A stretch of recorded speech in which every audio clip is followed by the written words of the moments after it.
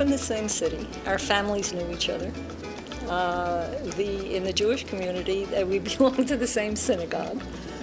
And the Hebrew school, the Hebrew school that I went to, his mother was my Hebrew school teacher. His father was the principal of the school. His father was involved in the Hebrew college in Philadelphia. So that was from age 5. We never met, we just always knew each other. But it was during the sort of adolescent years that we became, where there got to be a relationship.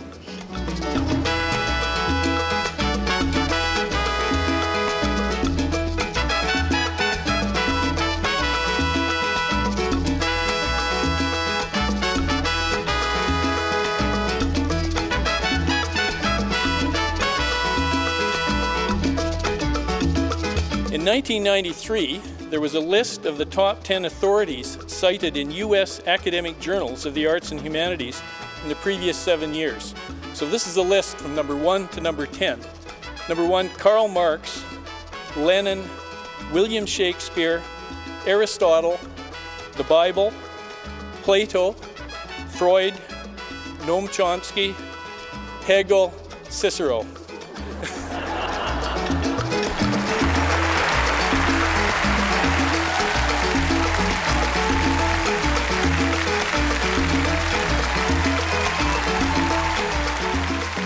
If I'm a persona that attracts people, the world's in real trouble. I mean, I'm not if I had the capacity to be a good speaker, which I don't, I wouldn't use it.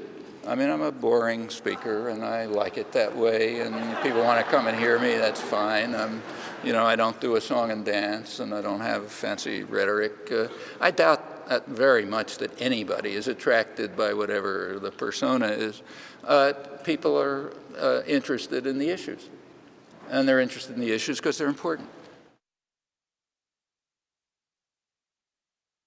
But the so-called war on terror, there are people who want it to be a war against Muslims.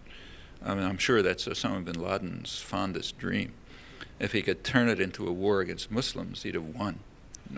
Then you get the Muslim world fighting the West, and it'll be a battle to the end of days. And I'm sure ultra-right Christian fundamentalists want the same thing. It's one of the reasons they support the extremist right in Israel. So yeah, there are people who would like that to turn out, but I'm sure that the guys planning it in Washington don't.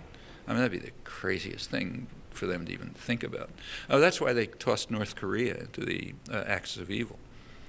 Well, what's North Korea got to do with Iran and Iraq? I mean, I got more to do with them. But North Korea is not Muslim, so if you throw that in, it sort of makes it look as it's not a war. And it isn't, I mean, it's pretty obvious. I mean, just say the last assassination in Yemen, which everybody thinks was wonderful. Suppose this was assassination of a person who was suspected of involvement in terrorist acts and 5 other guys who happened to be around. Okay, and that's considered, peaches and cream. Suppose that Cuba assassinated Orlando Bosch, say. I mean, maybe the leading international terrorist in the world. You don't have to suspect him. He's got a long record of terrorist activities, including involvement in blowing up a Cubana airliner, killing 73 people, and a whole bunch of other stuff. And he's happily living in Florida, along with a whole pile of other international terrorists. So suppose Cuba assassinated him, with a missile attack. What do you think would happen? It would have drastic retaliation, which could go all the way.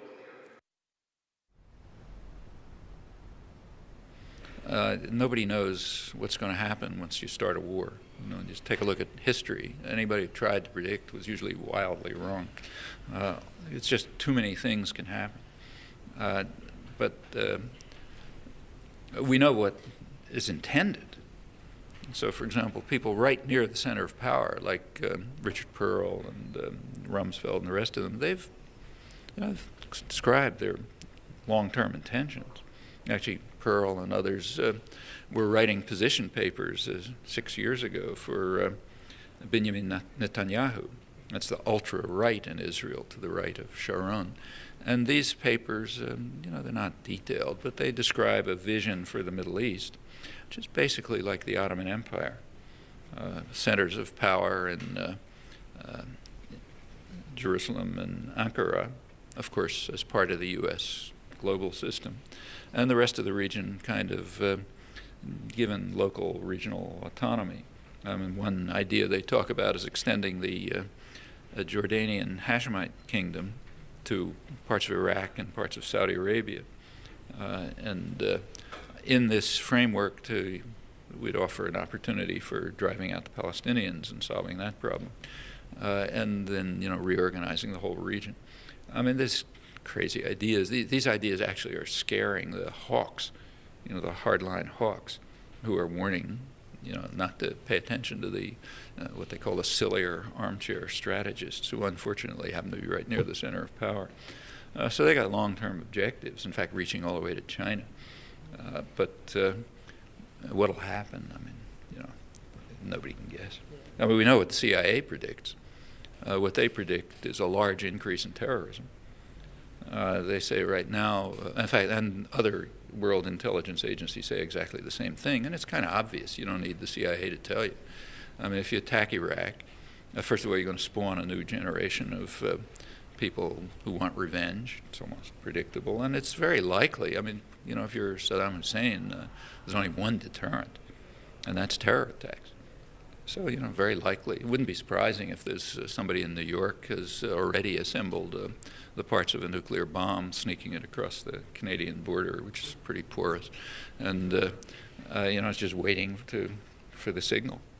That's the kind of thing intelligence agencies have been worrying about for years, way before September 11th, and are expecting now as the consequence of an attack. Maybe it'll happen, maybe it won't. They don't know. Intelligence agencies aren't that, don't know that much, but it's a plausible expectation.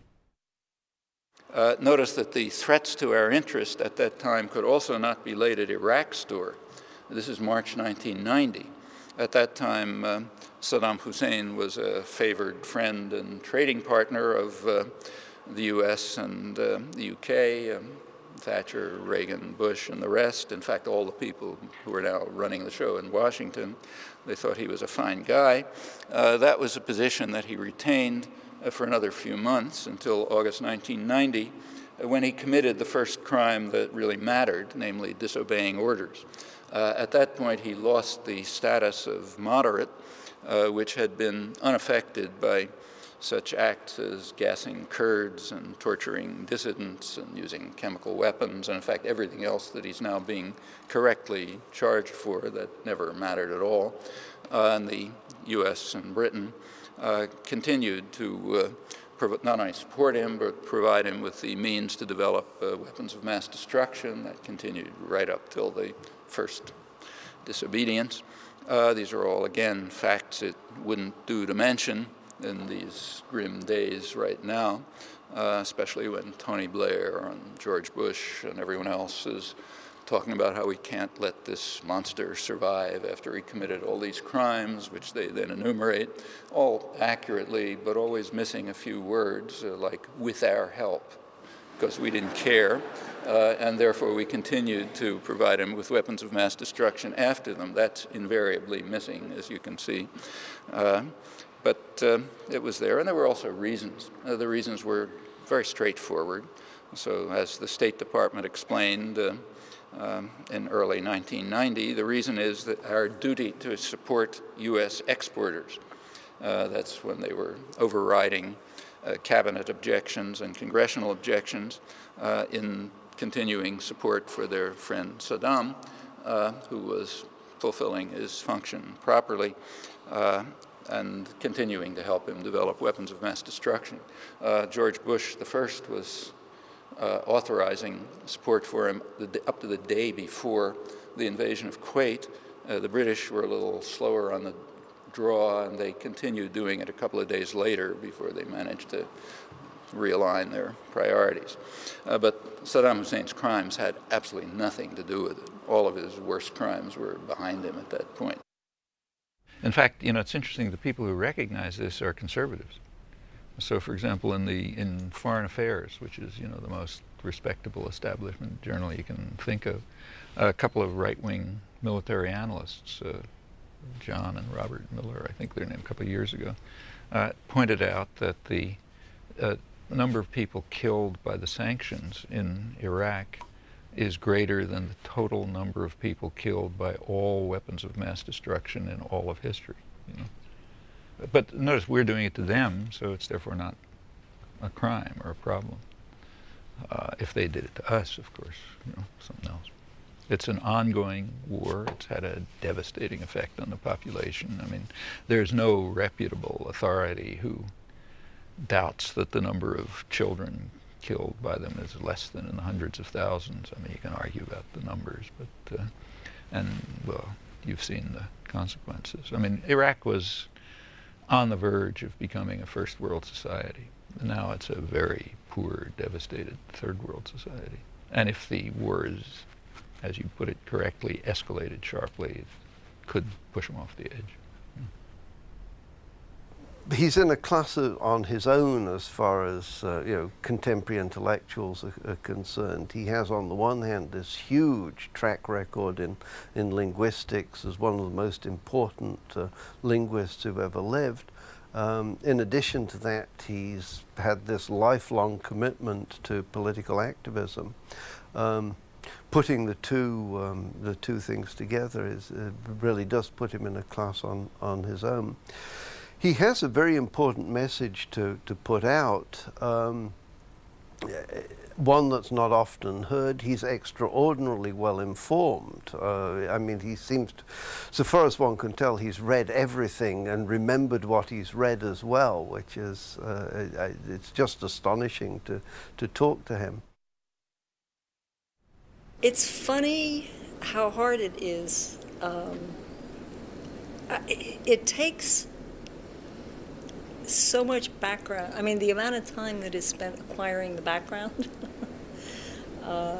is, you know, I mean, it's a very specific kind of life in which that's what he does. He reads, you know, 6 newspapers a day and 80 journals altogether, I think. And this is, you know, this is sort of half of his professional life, in a way. It's not really his professional life. I mean, it's, and so it's his second career. First of all, their pressure on the national media has an effect. I mean, look, even in totalitarian states, they respond to pressure, certainly in more democratic societies.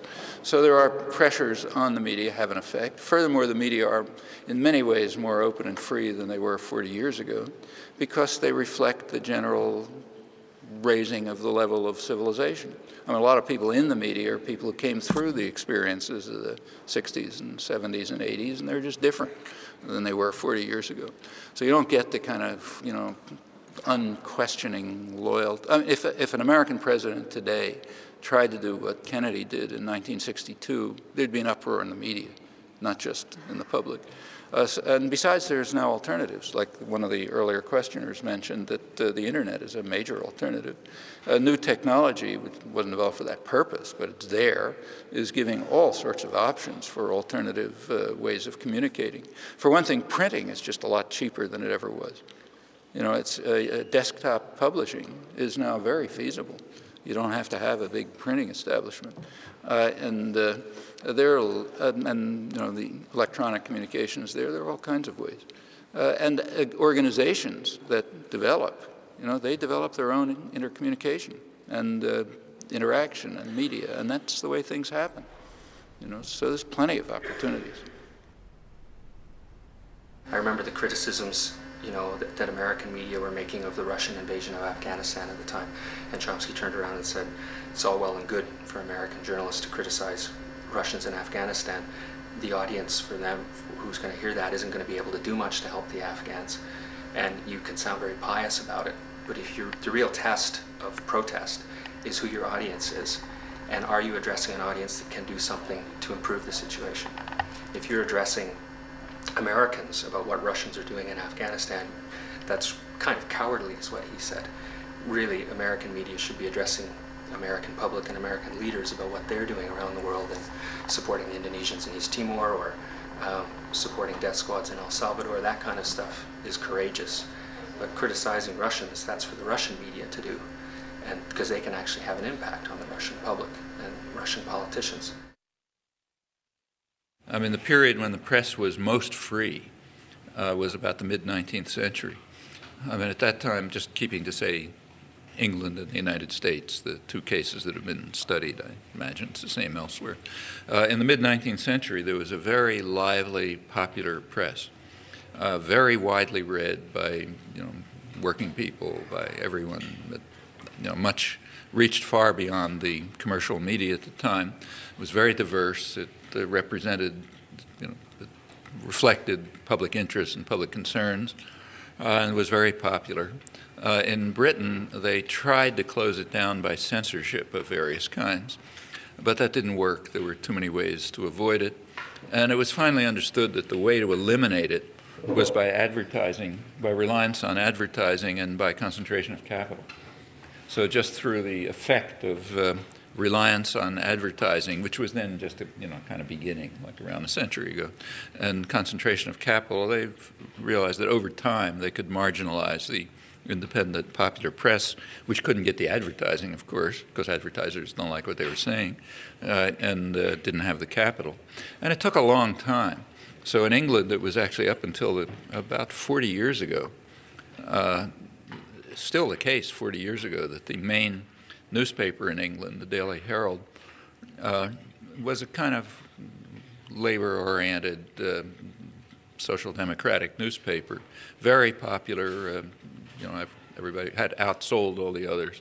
The Mirror, which was the main tabloid, was the same, kind of leftist paper, popular paper. But they kind of succumbed to advertising pressure and capital control. The United States happened a bit earlier, but it was the same process.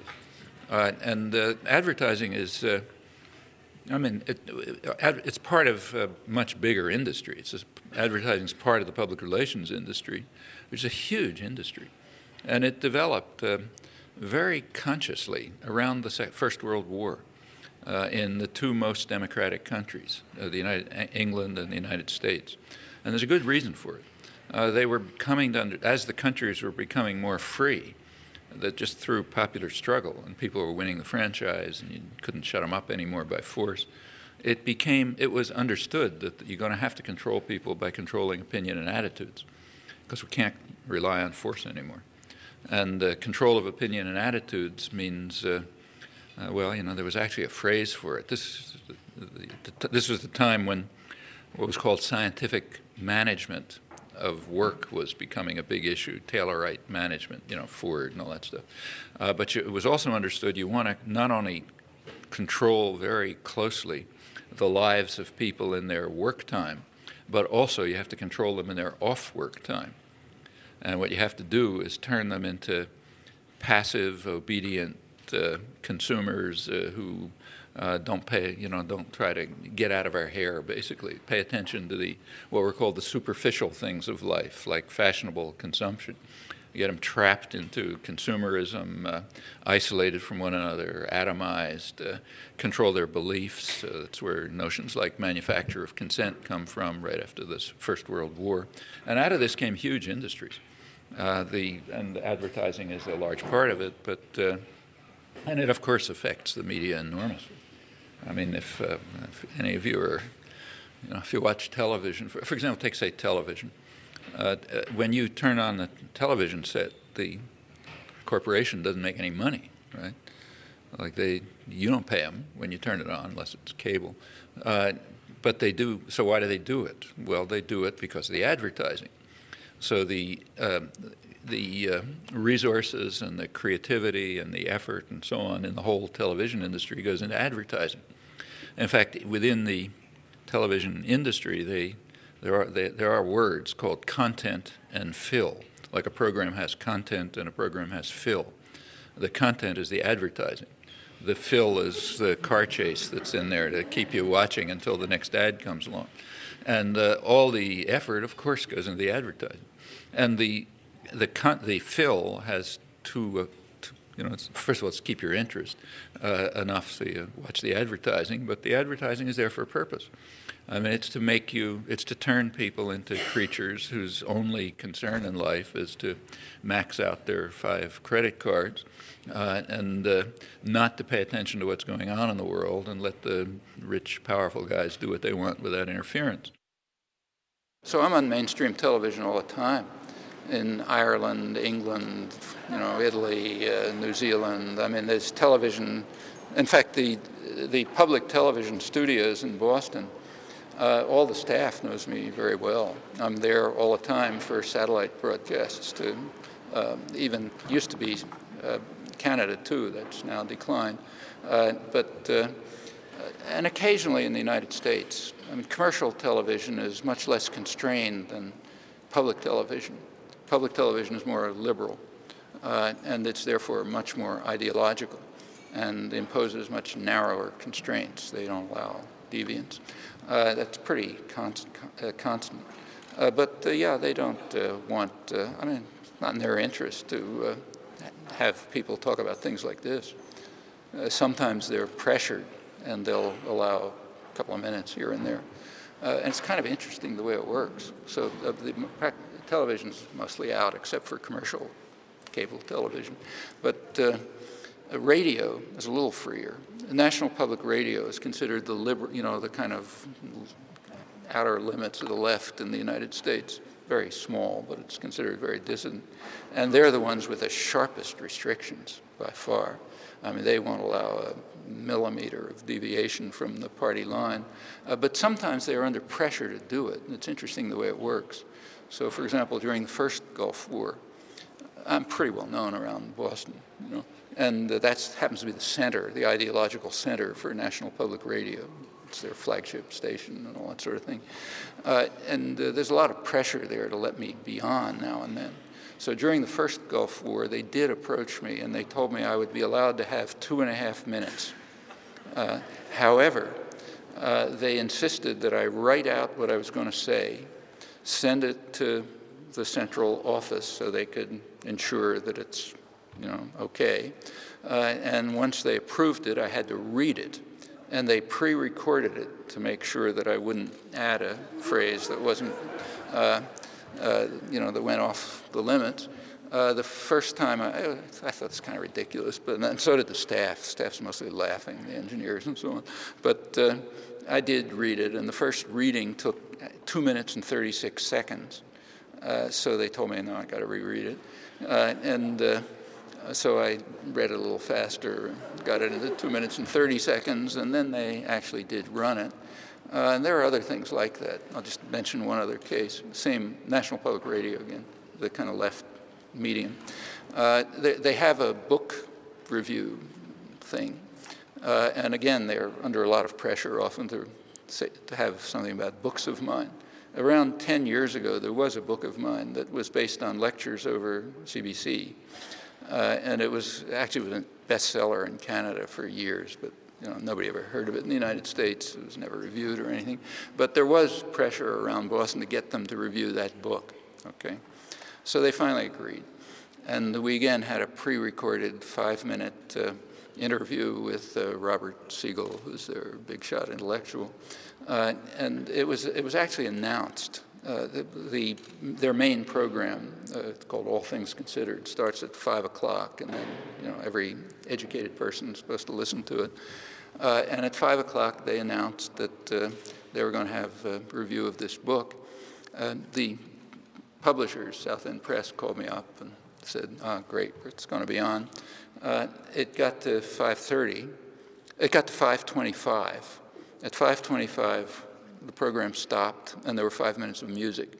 You know, at 5:30, when they move into the next segment, they announced the next segment, and phone calls started coming in from all over the place, saying, you know, what happened to that 5-minute review? And people, I wasn't listening, but people started calling me and saying, you know, what happened to the review? So after about 10 minutes, I got a call from the manager of the whole thing in Washington, who said, you know, something very strange. We're getting a lot of calls saying that your review didn't appear, but we know that it did. I see it right on my program here. So I said, you know, I don't know anything about it. About 10 minutes later, she called me back, very chagrined, and she said that she was overruled for the first time ever by some higher-up who heard the announcement in the first 5 minutes and canceled it. Well, you know, that caused quite a furor. She was very upset, you know, for professional reasons. Didn't want to be overruled. And there was a lot of public reaction. So they finally agreed to redo another 5 minutes, you know, pre-recorded, and that was the second one they actually ran. Well, that's off at the left liberal end of the spectrum. When you move to the more conservative commercial media, they're less constrained. There are some extremely violent right-wing groups that, for whom he is absolute anathema. I mean, they're virtually the devil incarnate, and these are groups that in the past have not hesitated to use violence or even assassination to make their case.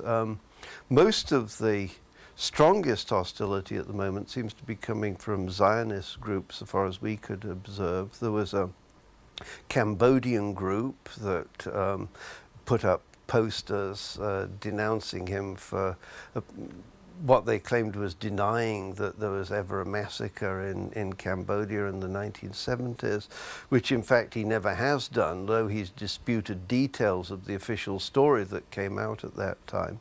And that, I think, is, so far as I can see, that's not doesn't seem to be a terribly dangerous group, but I thought some of the Zionist groups might be. Every charismatic leader seems to have ultimately been found to have feet, or at least 1 foot of clay. It's something that's hard to live up to. You know, if you're lucky, you'll die before all the books are written. But if you're not, you'll have to put up with a lot. And certainly, a lot of people are afraid to get into public life because they will be attacked personally at every level, as Chomsky has been. But I think if the American right saw him to be that leader, his life might well be in danger. Certainly lives have been lost under suspicious circumstances. And I'd be willing to go as far as to say that as long as he's talking, he's being effective. But if he puts himself in a position where they see him as a danger, then he may in fact be in some kind of physical danger. I honestly believe that. He is an extremely controversial figure, and his you know, his message about American foreign policy is completely uncompromising, so I think he expects, you know, the hostility. He doesn't expect everyone to just you know, accept this and think that it's an obvious truth. I mean, there's a huge propaganda industry seeking to ignore it or to put a different point of view out. Guys who are now in office, recycled Reaganites mostly, they understand that very well. That's the way they kept the country under control in the 80s, by one or another. You know, the Libyans are coming, the Sandinistas are coming, on, and it frightened people, and people are genuinely frightened. So when George Bush says if we don't stop him today, he's going to come after us tomorrow with weapons of mass destruction, it scares people. I mean, very honest, serious people stand up at meetings and very heartfelt comments saying, you know, yeah, I'm anti-war and I don't like this, but he's going to come after us and there'll be a mushroom cloud. And in fact, if you look around the world, you'll notice that the only people afraid of Saddam Hussein are people from the United States. People in the region aren't afraid of him. Europeans aren't afraid of him. I don't know about Canada. I don't follow that closely. But in the United States, there's real fear. And that's the way you control people. If you want to divert the attention of the population from an assault that you're carrying out against them, frighten them. I mean, it's an old story. You know? And it's used by, you know, I mean, it's second nature to everybody. And yes, in fact, they're kind of, these are guys who are mostly from the Reagan administration, and they did exactly the same thing then. So 20 years ago, they came in, you know, Reagan administration did it. They're following the same script. First, drive the country into a deep deficit from a budget surplus, the government from surplus to deficit. That means you have to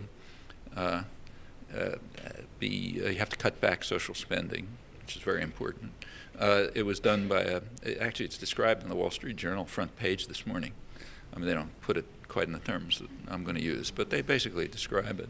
They point out that the Bush administration, of course, drove the country into a big deficit by things are happening independently, but their own decisions were two. One was a tax cut, which in fact is for the rich. The Wall Street Journal don't say that.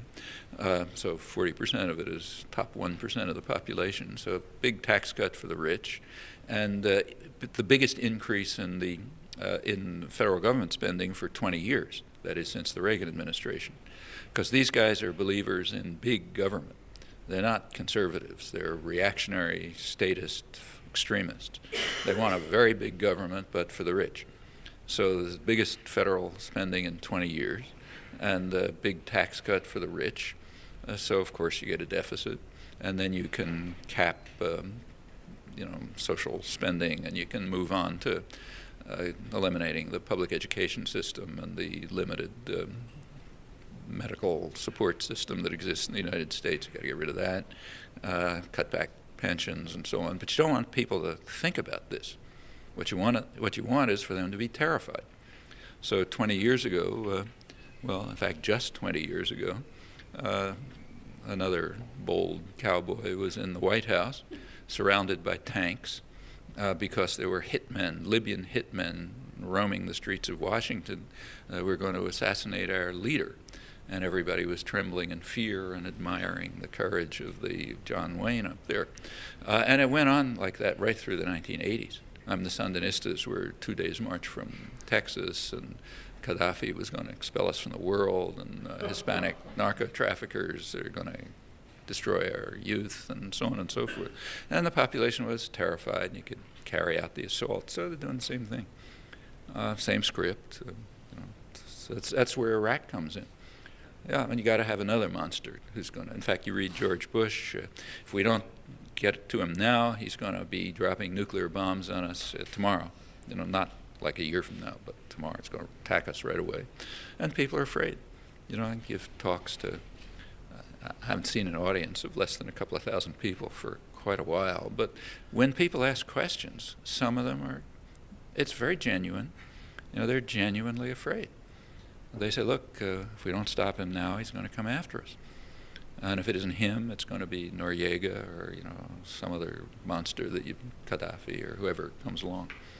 Next, it's going to be Iran. If we don't stop them now, they're going to come after us. And that's the way you frighten people.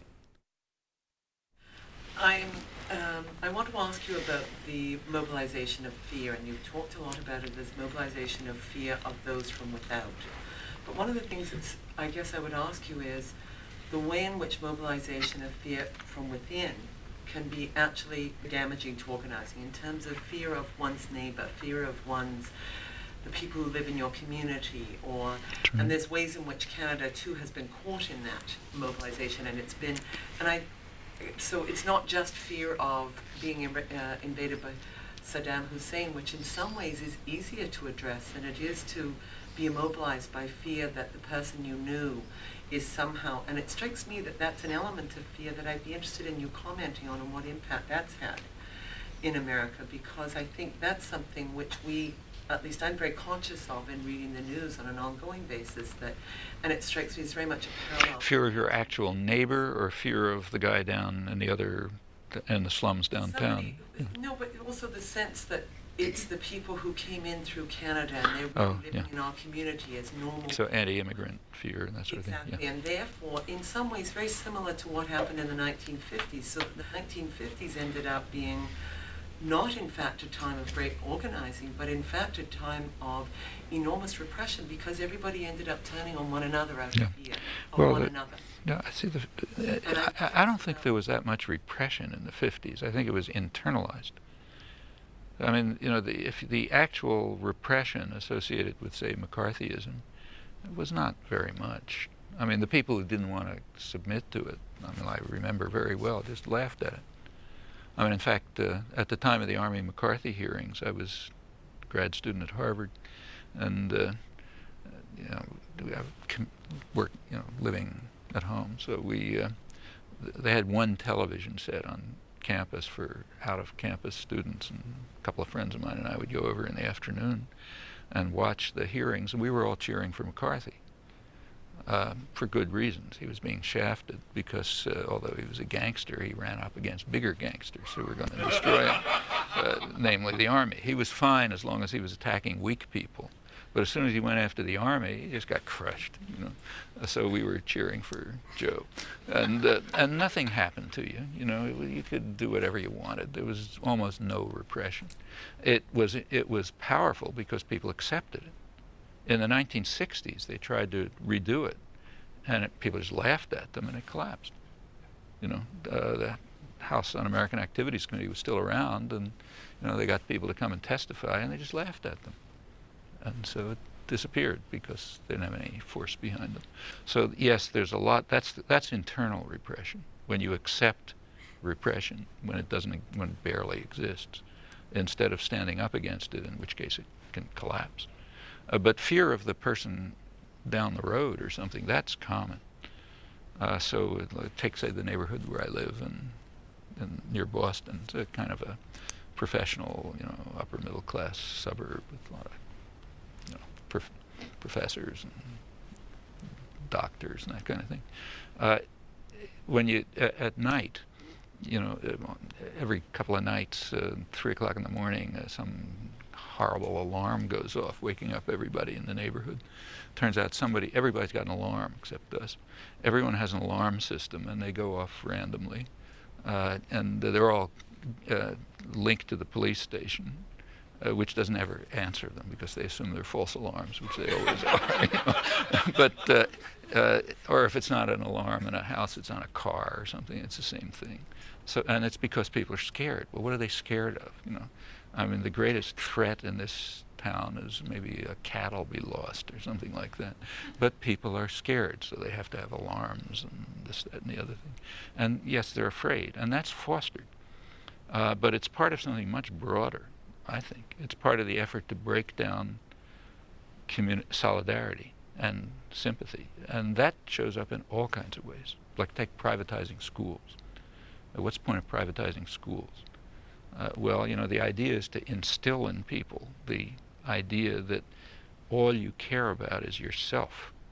So I don't happen to have children of school age, so therefore, according to the ideology that's implanted in you, I'm not supposed to care whether the kid down the street has school to go to. So I don't want to pay taxes. You know, I want to cut taxes because I don't care if that kid goes to school. And if, you know, since I have enough money, I could send my kid to private school if I wanted to, so who cares if they're public schools? So we should privatize schools to eliminate the conception that we should care if some other kid goes to school, which everybody has. So you got to drive it out of their heads. The same is true, I don't know if it's happening here, of efforts to privatize pension and security systems. What's the point of that? Like in the U.S., these big effort to try to privatize Social Security. I mean, you know, financially speaking, it's ridiculous. It's a huge cost and everything else. But there are reasons for it. Social Security is based on an unacceptable principle, namely that each person, that you should care if the disabled widow across town survives. And you're not supposed to care about that. You're supposed to care about whether you have enough pairs of shoes and stuff like that, and, you know, enough cars and video games or whatever it is. That's all you're supposed to care about. So you got to privatize Social Security. Also, another advantage to privatizing Social Security is that it has the brilliant consequence of turning working people against their own interests. Because if your pension is tied up in stocks, you want to make sure those stocks go up. And the way those stocks go up is by cutting wages and reducing working conditions and, you know, sending jobs to, you know, Chinese sweatshops and so on. So as a working person, you have to be committed to undermining your own interests. And that's important. So for reasons like that, you want to privatize Social Security and privatize water and schools and everything else, and also make people afraid of each other. So you should be afraid of the people next door. So you should pour your money into alarm systems that the police aren't paying any attention to. It's all idiotic, and so on and so forth. Yeah, these are ways of controlling people, and fear is one of them. That's why fear of crime is so high in the United States. It's not because of crime. It's because it's manufactured. And when you see the activist groups, you know, and they say, what can we do? I mean, all that you've described is so discouraging. What can we do? And he, you know, I mean, I think, if I can use the word inspiring, I mean, he says exactly what you're doing. You've got to keep things active, essentially lead an activist life.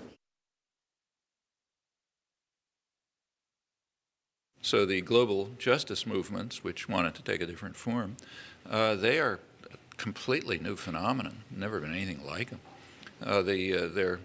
It started in the South. So the main centers are India and Brazil and places like that. And 10 or 15 years later, it reached the North. So, you know, when it got to the streets of Seattle, you had to start paying attention to it. As long as it's just a couple 100,000 Indian peasants demonstrating at Parliament, you know, who cares about that? But so and it's now international. So at Porto Alegre in the World Social Forum meetings, I was down there last February. There's people from all over the 70,000 people or so, all over the world, every possible walk of life, every interest and concern you can imagine. Very lively, energetic, interesting, and they reflect activism all over the world, you know, from campesinos to environmentalists to anything you can think of. And that's an entirely new phenomenon. You know, it's sort of, in a sense, you could imagine it's the beginnings of the realization of what was the main goal of the workers' movements and the left 150 years ago, namely a genuine international. There's never been one, and the seeds of them were quickly destroyed. But this is really taking off, and it is a reflection of things happening everywhere. If I look back on the life of activism of most of my friends who are activists, the key thing that people got from going out to coffee shops and talking to Chomsky and listening to him and getting a chance to have one-on-one conversations or a few people getting together was that he sort of, you know, the foundation of how to approach an issue, the building blocks of how to think about something. Chomsky really gave those to us. The country's just become a lot more civilized, and so has a good deal of the West, and it wasn't given as a gift. I mean, any more than civil rights were or anything else, or labor rights or anything you can think of. These are the results of constant struggle. And the options are perfectly well open to us, much more open to us than to most people in the world. I mean, we've got an enormous amount of freedom thanks to the achievements of our predecessors who struggled to win that freedom. And now we have it, and that gives us opportunities that most people in the world just don't have. You know, like you try to speak up for freedom of speech in Turkey, as many people courageously do, you can end up in a Turkish prison, which isn't a lot of fun. You try to do it in one of the U.S. client states in Latin America, you can get your brains blown out. In Colombia, for example. We don't have those problems. So for us to talk, there's no problem in carrying out activities, and we've got plenty of opportunities. It's succeeded in the past. There's no reason why it shouldn't continue to. So I don't see any problem there. In fact, I think it's the best period for organizing and activism that I can remember, at least in my lifetime. How do you talk to people without alienating them and still encouraging people to address power dynamics without making it too theoretical? Well, don't you think that these things are just normal aspects of everybody's life, which can be described in their own terms? I mean, after all, we're not, as far as I know, we're not bringing up any particularly sophisticated concepts that you can't talk about to children. The average person, yeah.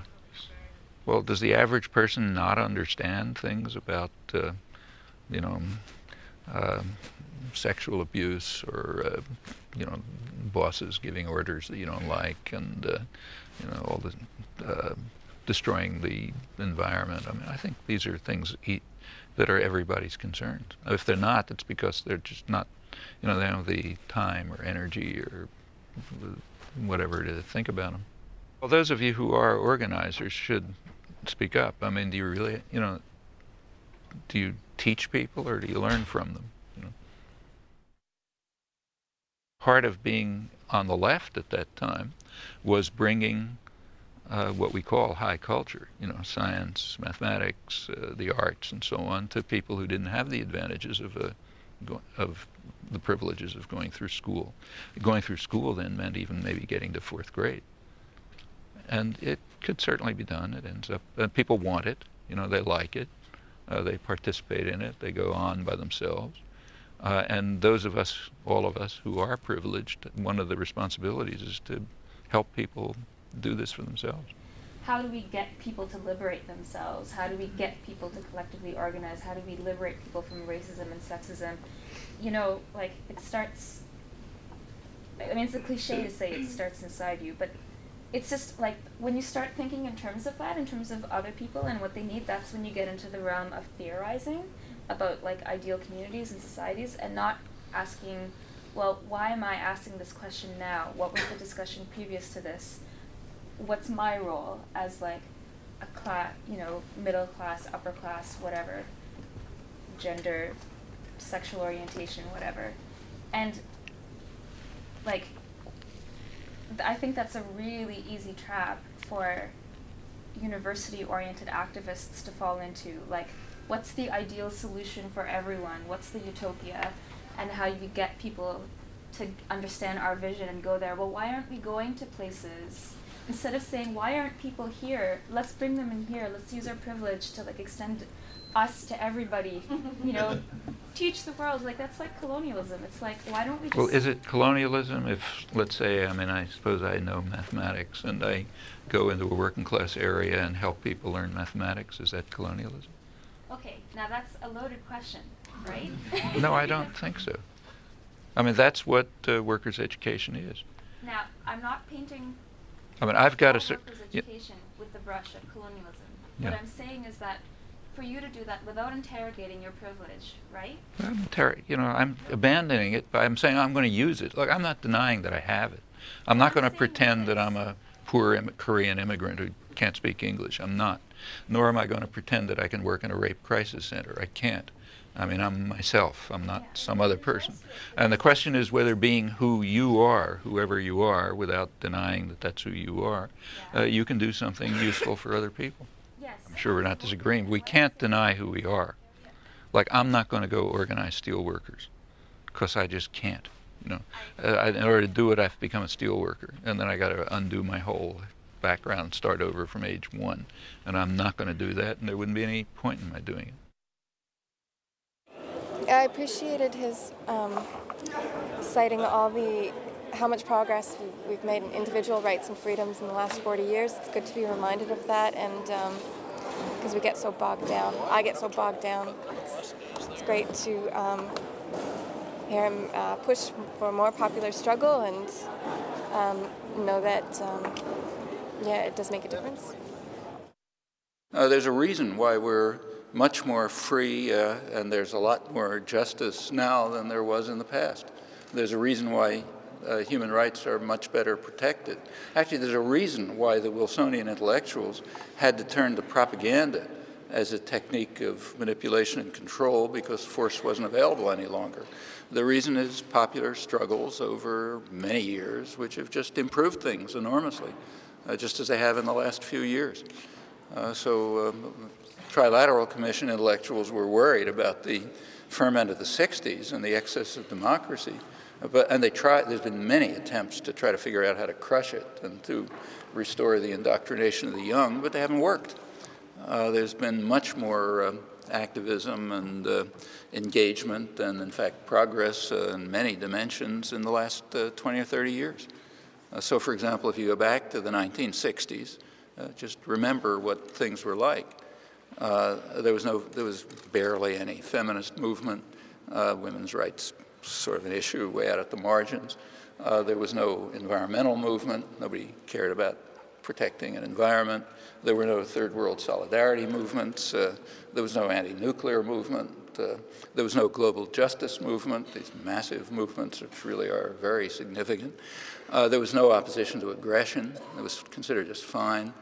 So the protests now over the coming war in Iraq are absolutely unique. They have no historical precedent, at least that I can think of. I can't think of another case in the entire history of European imperialism when there were protests before a war was started. It's in the last year. It's since September 11th. And he comments on that himself. I mean, it's the interviews, the requests for speaking, it's just inundated. And it's almost as if, I mean, this is my own take on it, that the desire of people to sort of hear another position in order to come to understand everything that's going on or that has happened it's just people are hungering for hearing an analysis, another analysis than the one they usually get. You look through hundreds of years of history, the West has a virtual monopoly of violence. So massive terror is the kind of thing we do to them. You know, they're not supposed to do it to us. September 11th was the first break. It's the first time in hundreds of years that any Western country has suffered on home soil the kind of thing they do routinely everywhere else. You know. And in Israel, it's sort of the same. Actually, it was pretty striking for me to see this. I mean, after September 11th, I had a ton of interviews everywhere, except the United States, of course. And often it was national radio and TV. And often a couple of times it turned out to be Irish and television and BBC back to back. And the difference in reaction was startling, you know. I mean, you know, things that if I said this much on Irish TV, okay, discussion over, everyone understands what I'm talking about. Try to say it on BBC, you have to go on for like about an hour to explain to them what you mean. The Irish Sea is a chasm, you know, and it just depends who's been holding a whip for 800 years and who's been under it for 800 years. And the same is true everywhere else in the world, you know. But for the West, the idea that anybody should do to us a fraction of what we regularly do to them is just outrageous, you know. And the same is true in Israel. It's a 35-year occupation. I mean, up until very recently, they were immune, literally immune from retaliation from within the territories. And they weren't acting very nicely there. It was brutal, you know, humiliating, repressive, robbing the resources, kicking the people out, and so on. But there was no retaliation. Okay, last year or two, there's some retaliation. So it's, you know, scandalous. It's also considered a scandal in the West, right? Because we do it to them, it's okay, but they do it to us, it's not okay. You know, so if Israel invades Lebanon with U.S. backing and kills 20,000 people, well, you know, it's the way the cookie crumbles. It's not a problem. But if it goes the other direction, a couple people get killed, yeah, that's a horror story. Well, the question that I was asked is, what was the effect of 9/11 on organizing? Seems to me it was kind of a dual effect. September 11th, it was immediately predicted, and now we can look back and see that the prediction was correct, that every repressive force in the world would take it as a window of opportunity to extend what they were doing. So, for example, the Russians took it as an opportunity to extend the attack in Chechnya, pretending that it's a war on terror, and now with the authorization of Washington. The Chinese did the same in Western China. Indonesia did the same in Aceh, Israel and the occupied territories, and so on down the list. Furthermore, just about every government used it as an opportunity to try to impose greater discipline on their own populations, under, again, the pretext of a war on terror. So that's true of the more dictatorial states, like, say, Central Asia. It's also true of the more democratic societies with prevention of terrorism ordinances and other devices of one sort or another, mainly to try to to discipline their own populations. These are just continuations of tendencies that are already in process, using this kind of opportunity to escalate it. And that was predictable, and of course it's happened. If you're interested in terror, you should look at its causes. Now, if, for the point of view of apologists for state violence, like the ones you're mentioning, you're not allowed to look at the causes because that's considered rationalization or justification. So if you try to look for the causes, like every sane person does, that's rationalization. What you're supposed to do is have tantrums and scream about Islamic fascism and blame it on the bad genes of the Arabs or something. But you're not allowed to look at the causes, and there's a good reason for that. As soon as you look at the causes, you start looking in the mirror. And that you have to block. You know, the main task of intellectuals, always, but now too, is to make sure that people never look in the mirror. We never look at ourselves. You only look at other people. The heckling, the leafleting at the door, there's, well, as you can imagine, there's an enormous amount of hostility.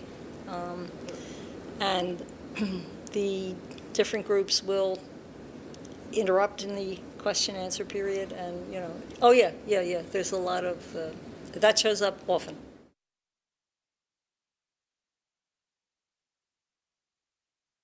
In fact, one useful effect of the end of the Cold War is the clouds have lifted somewhat, and reality is coming into clearer view, and it takes a little more effort to suppress what should have been obvious all along. Well, 5 years after this came the review of post-Cold War deterrence that I was quoting earlier, and now the meaning of deterrence is clarified. You have to deter those who seek an independent path, and it's only by suffering really deep historical amnesia of the kind that Orwell attributed to a properly functioning educational system. It's only by that you can fail to recognize the pedigree of this doctrine, which goes back to the end of World War II, and there are plenty of precedents earlier in the history of other imperial states. Perhaps the most instructive illustration of all of this is Cuba. It's an example which happens to be highly relevant and very timely right now. Recall we've just passed the 40th anniversary of the Cuban Missile Crisis. The anniversary was the occasion for a high-level conference in Havana of Russians, Cubans, and Americans, mostly from the Kennedy administration, and it yielded some startling information about how close the world came to a nuclear war that would have given the unwanted answer to Ernst Mayer's question. It was discovered that we were saved from perhaps terminal catastrophe by a word, a single word, from a Russian submarine captain named Vasily Arkhipov, who ought to get hundreds of Nobel Peace Prizes. He countermanded an order to fire nuclear-armed missiles from a submarine that was then under bombardment by U.S. destroyers who were enforcing John F. Kennedy's naval quarantine. That's how close we came to the end of human civilization. Okay, one word from a Russian submarine captain. That was the most dangerous moment in human history. Historian Arthur Schlesinger commented, he's Kennedy's advisor at the time, when he heard about this. Robert McNamara, who was then Secretary of Defense, he observed at the conference, as he had before, that Cuba was justified in fearing a U.S. invasion. He said, if I had been in Cuban or Russian shoes, I would have thought so too. Those facts in no way mitigate the criminal lunacy of sending nuclear-armed missiles as a deterrent, or the other interactions of that very grim month in which we almost got the answer to the question whether it's better to be smart than stupid, the wrong answer. Well, these extraordinary facts were very marginally reported in the United States. I don't know how they were dealt with here. They elicited virtually no comment. The press did, however, report that with the collapse of the Soviet Union, Cuba is no longer promoting terrorism as it did before. That follows the convention of the scholarly literature on terrorism, which highlights allegations of the Cuban role in terrorism, but manages somehow to ignore the fact that Cuba probably holds the world record as a target of terrorism for the last 40 years. It's another fact that wouldn't do to mention. That includes the terrorist acts of the top-level commanders in Washington that aroused the fear of another invasion and helped precipitate the missile crisis and came very close to destroying what we call human civilization. So it takes really impressive discipline for educated sectors not to mention these particular facts, again, Orwell's phrase, just at the moment when the awesome consequences that have been so narrowly averted have just been revealed. I looked and I could find no mention. Maybe you had lead editorials in the Globe and Mail about it and scholarly articles, but I didn't see any mention.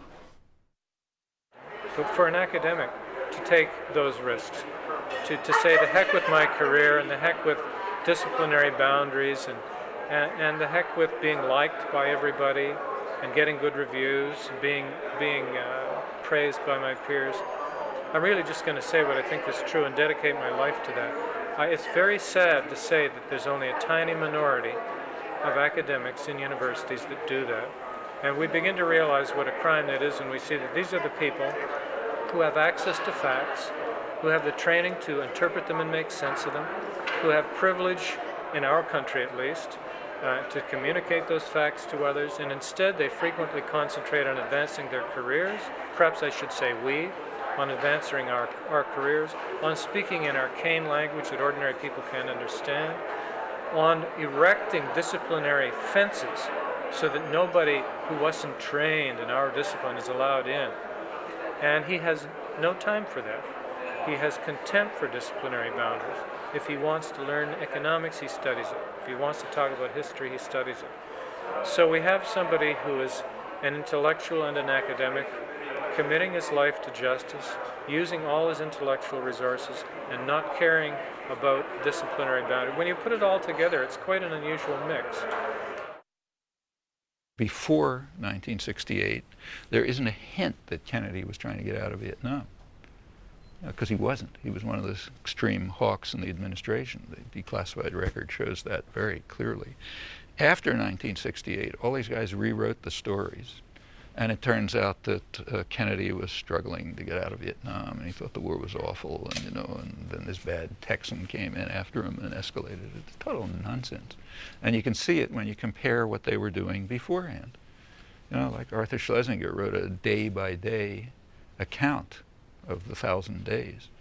Not a hint there that anybody was even thinking of getting out of Vietnam. The issue never even came up. Afterwards, Kennedy was a real dove, wanted to end the war and so on. And then by now there's a whole industry of people, mostly on the left incidentally, trying to prove that Kennedy was trying to get out of Vietnam and that's why he was assassinated and so on and so forth. Kind of the Oliver Stone type business.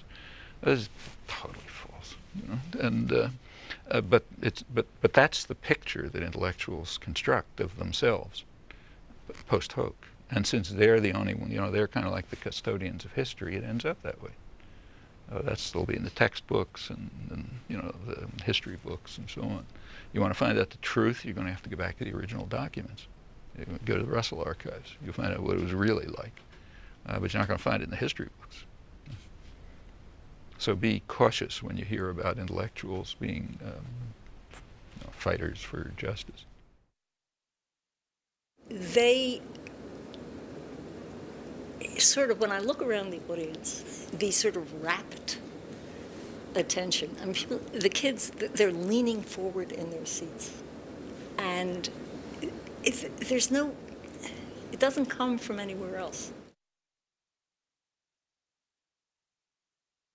In 1988, I guess I sort of naively, well, I knew he was well known, so we put up a simple poster that just said sort of Chomsky, assuming everyone would know who that is, and kind of gave the time and place. And we had it in the biggest room that we normally put people in, and we also rented the room next to that so they could have a live audio visual feed. We ended up having it on the same night as the major lecture series for McMaster, the Wooden Lectures. A very famous man came to do that. Despite all that, there was no way people could get into those two rooms. A lot of people were disappointed. They were standing, they were sitting in the aisles, everything else. So there were lots of people that time, but not as many as this time. And it's partly the book 911, it's partly the events of 911, it's partly the fact that things he's been saying for years are becoming more and more obvious to people. And he was prescient, he saw what was happening. And so yeah, his fame was great then, and it's greater now. What would the demographic mostly have been of people who were getting the tickets? It was across the board. It was students, it was professionals. We had people from pretty much all walks of life, and people that we hadn't seen before at the store. So it wasn't just regular customers, it was people from all over the city. Perhaps some of the youthful support for Professor Chomsky is looking for a figurehead, if you like, to focus their own feelings or critiques of many of the issues he's dealing with. I think if that kind of adulation, if you like, is focused on Professor Chomsky specifically, it's something that he would personally be very uncomfortable with and would do his utmost to discourage, given that issues of substance itself that need to be addressed. It is extremely difficult to keep, especially 9/11. I mean, we've always sold steadily the Chomsky stuff, and I think being close to the university has always helped that. And there is sort of an undercurrent in Hamilton of activism that, you know, people don't always see and they're not always aware of. So Chomsky has always sold steadily for us. But 9/11, because it's on so many people's minds, has sold extremely well. I think it is actually officially our best-selling book ever. And considering that it hasn't been available for all that long, I mean, that's extraordinary. But there is the fact that there is a small percentage of people who come simply because they've heard that it's big. Like someone was telling me the other day, they heard someone saying, "Oh, I hear this guy's Chomsky's coming, so I've got a ticket, and I don't know who's opening for him, but I hear." They thought he was a rock star. The hardest part is exhaustion for him. I mean, actually, part of the reason that I go is to sort of intervene as a, I mean, when it became sort of a rock star reception and fuss and bother, he really needs a manager to shepherd him around and to turn down adding something else and so on. And the question really was whether to hire a manager. And so the first thought was, well, I had just recently quit working. I mean, I had retired. And to see that I should go, the first trip, I mean, which was to South America. And, I'll go along, and I'll see if it works. Maybe it won't be so great for his wife to, but he said, yeah, try it, let's see. So I did, and it worked. In fact, it was very funny. In the Argentina portion of that, they're very laid back in sort of Latin American style. Nothing starts on time, and, it's all. And I would, cut things off at the time and on to the next and so on. And I had the feeling I was interfering all the time and really getting in their way. And I just did it. I mean, it had to be done. And at the end, when they gave their big thank you speech at the final event, and thanked Noam and so on and so forth, I was really amazed that the guy in charge with whom we'd been negotiating the whole time said, and we also want to thank Carol for keeping us on track, and without that discipline, we could never have gotten through everything we had planned for this trip. And I was just, the idea that in any sense I won't say he welcomed it, but that in any sense he found it a positive thing for his own purposes, So I thought, well, okay, if that's the way it's going to be viewed, then I guess it's all right. This is too obvious to mention, but he's obviously a very, very gifted man. He's very smart. Smart enough to marry Carol Chomsky, who is a wonderful person. I guess I could equally well say she's smart enough to marry him. They are a real powerhouse. It's very funny in some of these situations. The last trip, which I did not go on, the schedule said he is to have a half an hour alone in a room with no interruptions.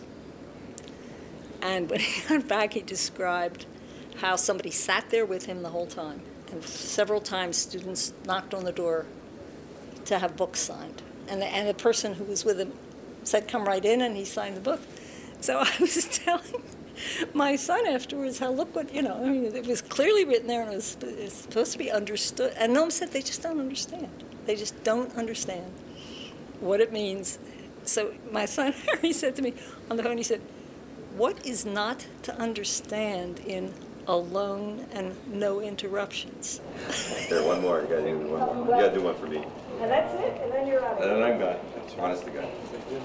That's the bar. You don't want a book signed?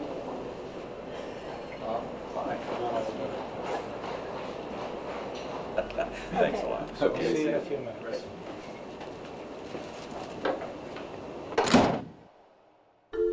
Please join me in welcoming a man who has brought us all closer to the unapproachable goddess of truth, Dr. Noam Chomsky.